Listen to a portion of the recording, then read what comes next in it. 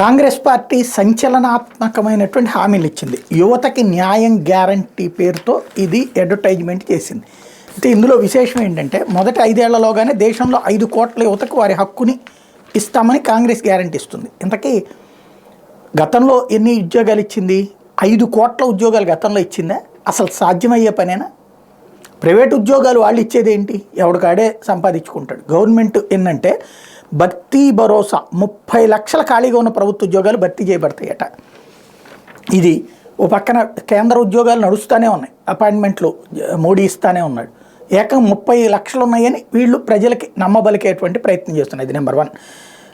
ఇకపోతే మొదటి ఉద్యోగం తప్పనిసరి.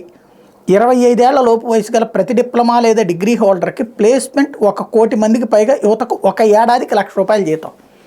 ఇది ప్రపంచంలోనే వెర్రి ప్రకటన ఏమో మరి. ఆ రాసినోడికో తెలుగులో ట్రాన్స్లేట్ చేసినోడికో తెలియదు కానీ ఏడాదికి ₹1,00,000 జీతం అంటే ఎంత పడింది?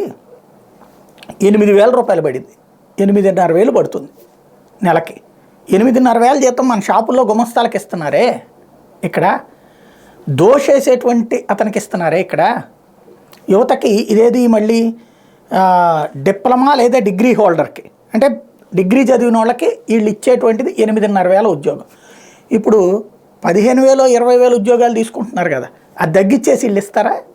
నేను ముందు చూడగానే ₹1,00,000 నెలకి ఇచ్చే ఉద్యోగం ఇస్తున్నారేమో అనుకున్నా. ఈ యాడ్ చూసినప్పుడు 1 ఏడాదికి 1,00,000 జీతం అంటే మరి నెలకి రాయిపోయి ఏడాదికి రాశారేమో తెలియదు కానీ ₹1,00,000 జీతం అంటే 8,500 ఇస్తారన్నమాట వీళ్ళు నెలకి.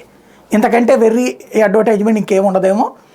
మరి ఒకసారి వాళ్ళు ఆలోచించుకోవాల్సింది. లేకపోతే పేపర్ లీక్ నుంచి విముక్తి, గిగ్ ఎకానమీలో సామాజిక భద్రత, యూనివర్సిటీ ఇవన్నీ వేరు. కానీ ఈ ₹1,00,000 ఏడాదికి జీతం, అది కూడా డిగ్రీకి డిప్లొమాకి అంటే నోటితో కూడా నవ్వరు. మరి ఆ హామీ ఇచ్చినటువంటి వాళ్ళని లేకపోతే ఇది తర్జుమా చేసిన వాళ్ళ తప్పు కానీ సరిదిద్దుకోవాల్సిన అవసరం అయితే ఉంది.